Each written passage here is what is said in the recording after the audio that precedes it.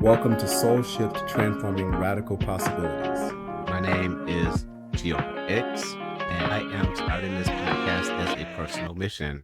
It is an opportunity to share my journey with others as I navigate this thing called life and the many aspects of it that I've brought up to this point and that I am advancing forward. So I am a community activist. I've been a grant maker in philanthropy. I founded a Black Queer Pride in Detroit, along with many others back in 1996. So I bring a lot of experiences, lived experiences to this conversation that I intend on having with y'all weekly. And Soul Shift is going to be the platform from which I do that. This is a weekly podcast that inspires social change makers to dismantle anti-Blackness, inequity, and injustice. Hosted by yours truly, JyOba X. This show explores the theory of community wisdom and its role in transforming radical possibility through solo episodes and thought-provoking interviews with wisdom practitioners, activists, and proximate leaders. The podcast gives listeners the tools, knowledge, and inspiration to create a just and fair society. So if you're passionate about social and believe in the power of community wisdom, as defined by this podcast, then this podcast is for you. And I welcome you aboard the journey, and we'll do this together. So go ahead, press follow and support and give thumbs up early and frequently and bring others into this community as we grow it. What is soul shifting? So in this space, soul shifting is going to be a verb, right? It's active. My entire life, I've been active in things. Make every attempt not to be passive about how I approach my life. And when I do, I try to shake myself out of it. And that's shifting, that's agitating. And it goes to the very soul core of my being and to the being of activists in general for the things that we have a passion.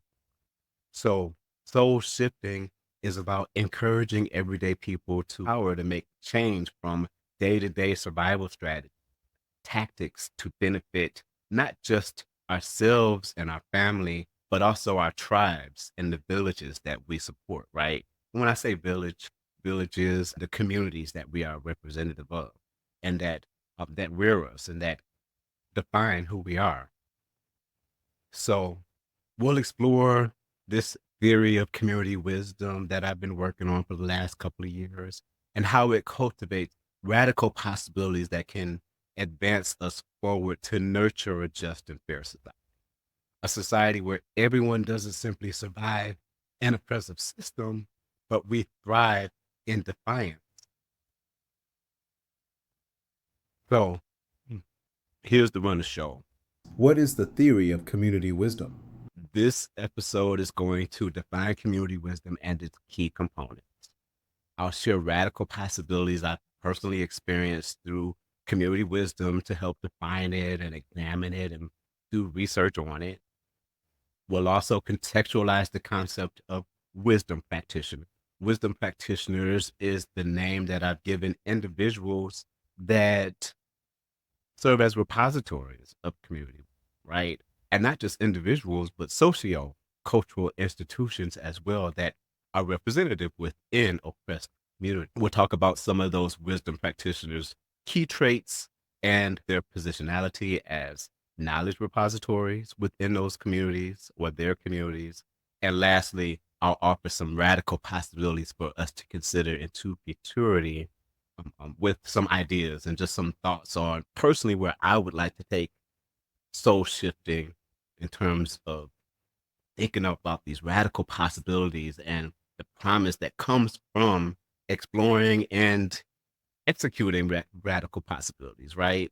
Once you identify a radical possibility, I don't think there are a lot of people that have the sense of advancing those radical possibilities into a radical promise is what I'd call it. And to me, that's magic. That's conjuring magic, right? And that gets into a lot of my spiritual journey for the sake of this podcast and for the journey that I want to share with y'all in this podcast moving forward. I'm currently seeking to get initiated into EFI. Last year, I was initiated into Palo, went to Cuba with my godfather, got initiated into Palo. So right now, I am deep into West African spiritual tradition. My journey as an activist has always been connected to this journey, and I've been connected to people, individuals, and people that I respect dearly that have always kept my ancestors and this journey top of mind. And once I moved to Arizona from Detroit, it was time for me to move forward in advancing, being more serious in doing that work.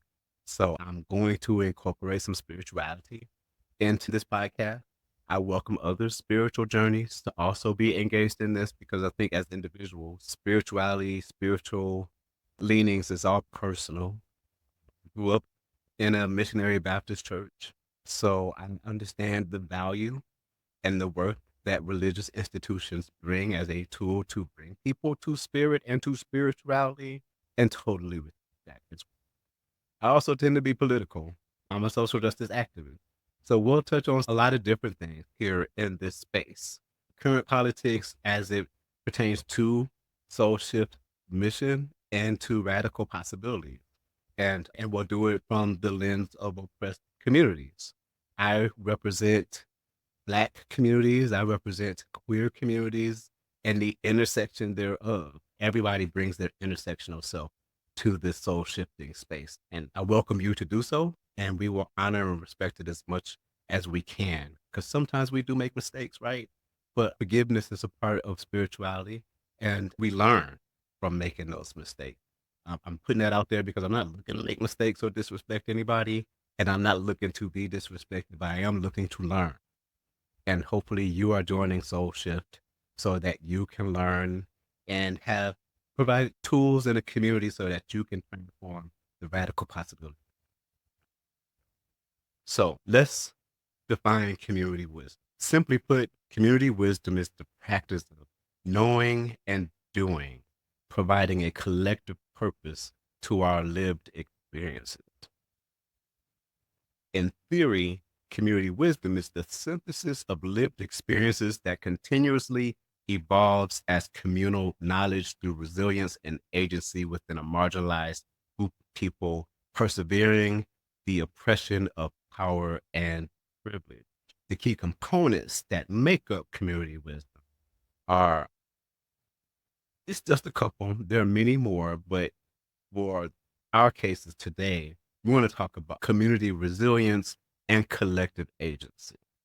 Key component number 1, community resilience. So the first of the key components that I'm going to talk about is community resilience. What is community resilience? Once you can identify the guidepost or the parameters of what makes a community and what's defining a community within this larger context, there are different formations of social memory that tend to define the strength of that community resilience. Slave communities, there was a certain amount of resilience within different slave communities that particularly to the plantations from which they resided. There were certain cultures and values that were created so enslaved Black people in the United States can endure the really violent system of slavery that was deployed upon our ancestors, right? So there's social memory that's handed down from those experiences through our ancestors to us today that we still tap.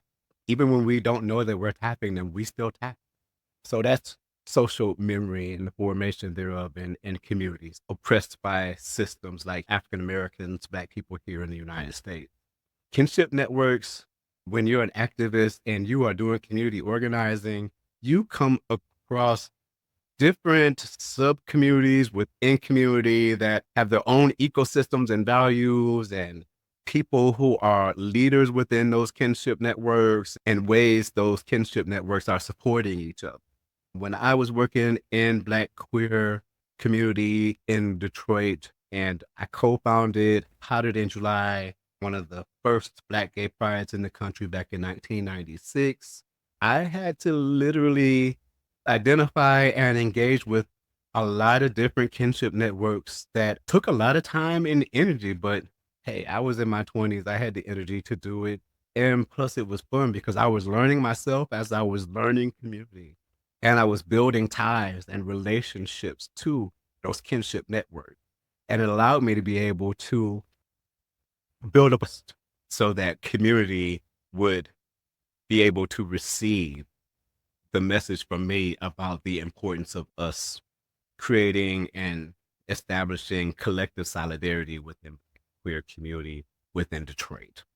So kinship networks is another key component of community resilience within community wisdom. And then lastly, around community resilience, I just want to touch base on that it's grounded in the ongoing pursuit of comfort and joy within those oppressive systems.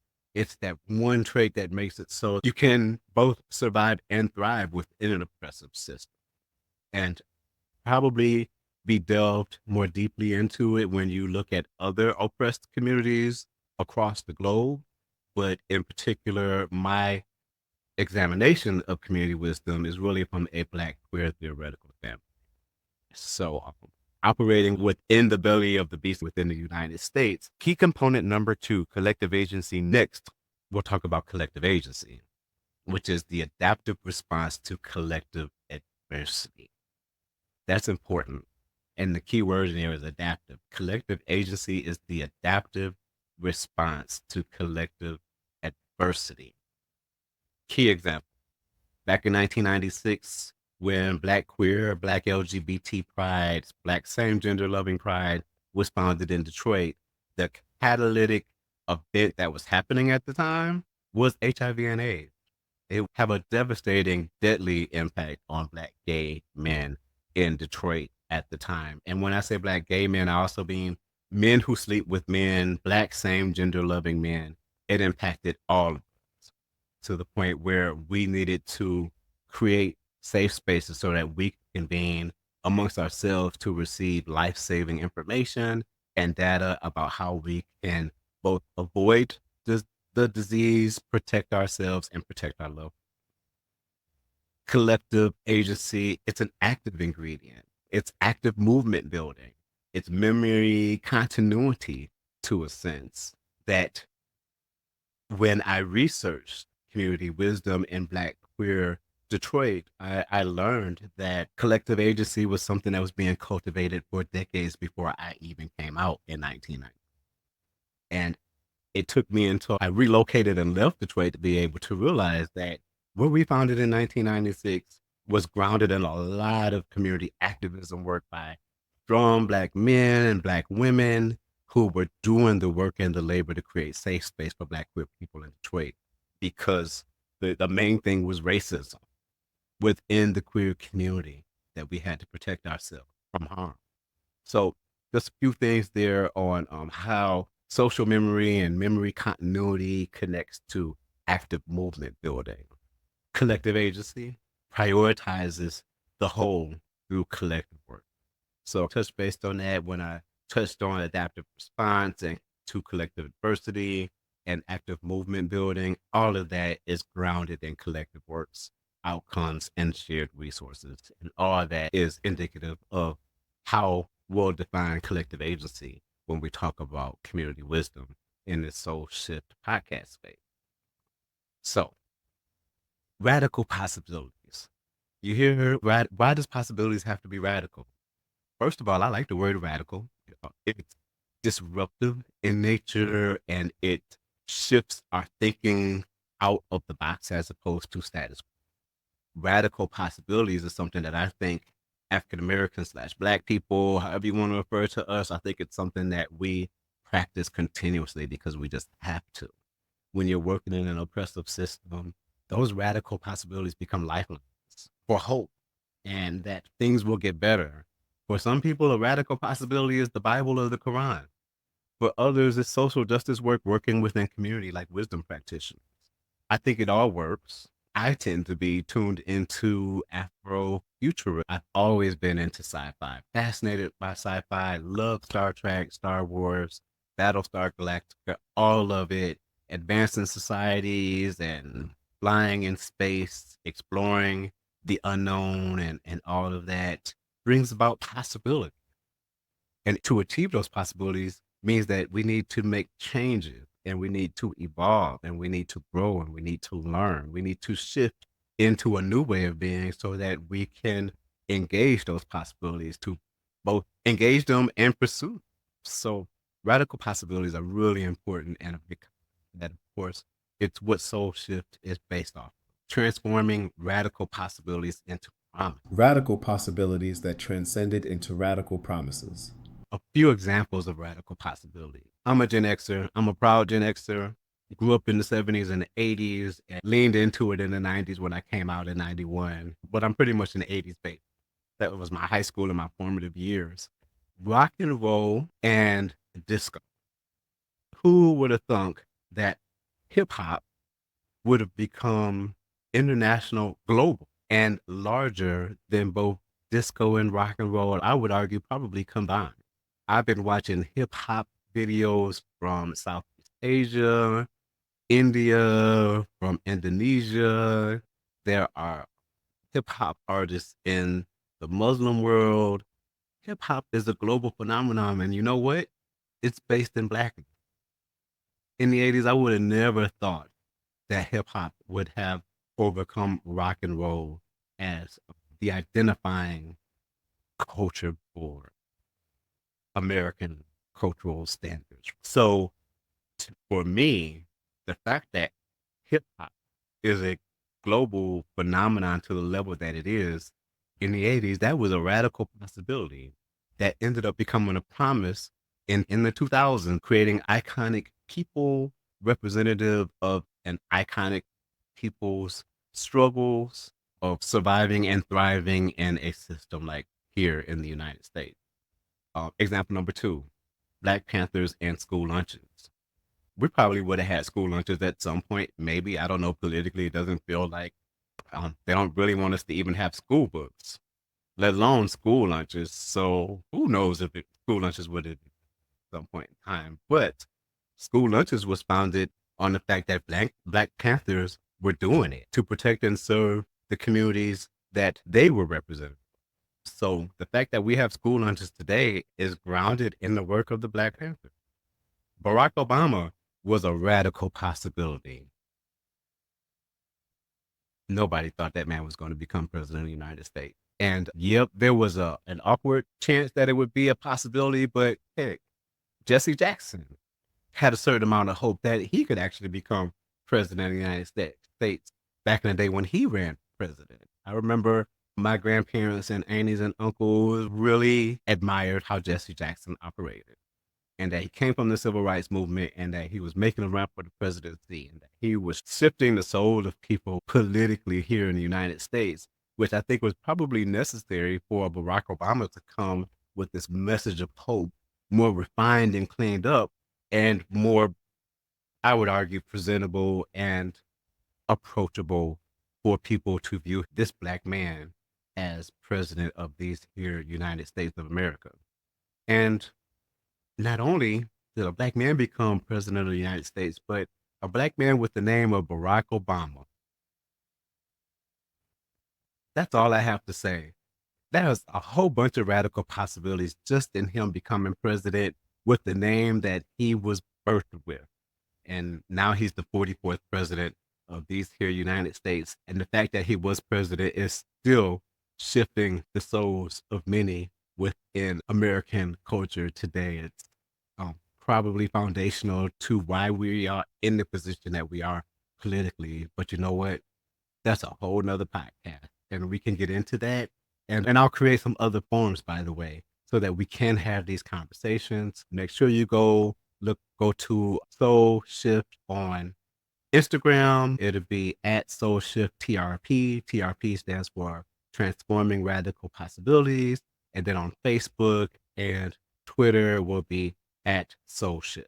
And then eventually there will be a Patreon page where I can bring y'all more closely together, and we can create other networks where other soul shifters who want to soul shift together and do some thought leadership and some bonding and some strategizing about how to make soul shifting a thing for everybody. I'll create spaces for that as well. So I welcome your thoughts and ideas on the best way to do that so that we can build this community in a way so that everybody, inclusive of everybody, not just Black people, but those who love Black people and those who want to see Black people thrive within oppressed systems are all welcome.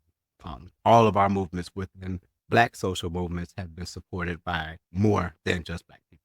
And we needed that in order for those Black social movements to thrive as well.